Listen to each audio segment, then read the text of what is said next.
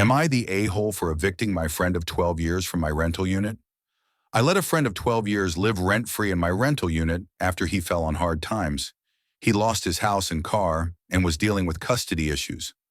I don't judge because he had always been a loyal friend. In return for the free housing, I asked him to work on some repairs at the property. I covered the bigger expenses. He agreed to handle smaller costs like paint and wood.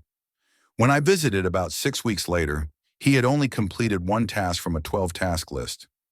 I was a little frustrated, especially since he wasn't maintaining the yard either, but I gave him grace because of his personal issues.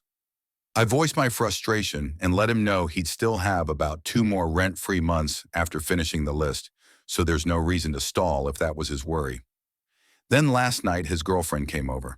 They had been there drinking with a friend, and it ended with my unit being completely trashed, over $5,000 in damages.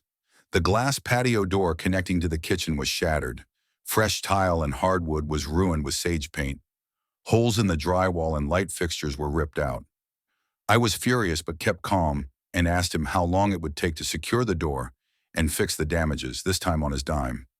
He said he could board the door right away, but would need about 3 months to fix everything, plus another 3 months to finish the original list. Too long for me.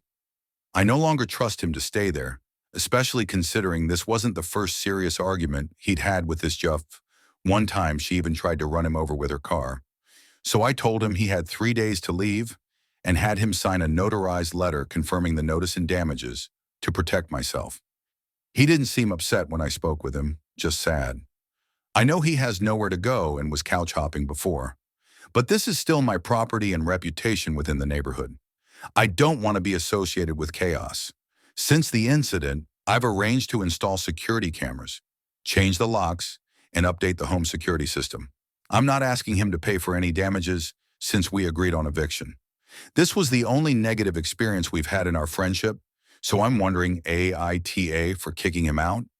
Did I go too far having him sign an eviction letter, even though I never had him sign a formal lease?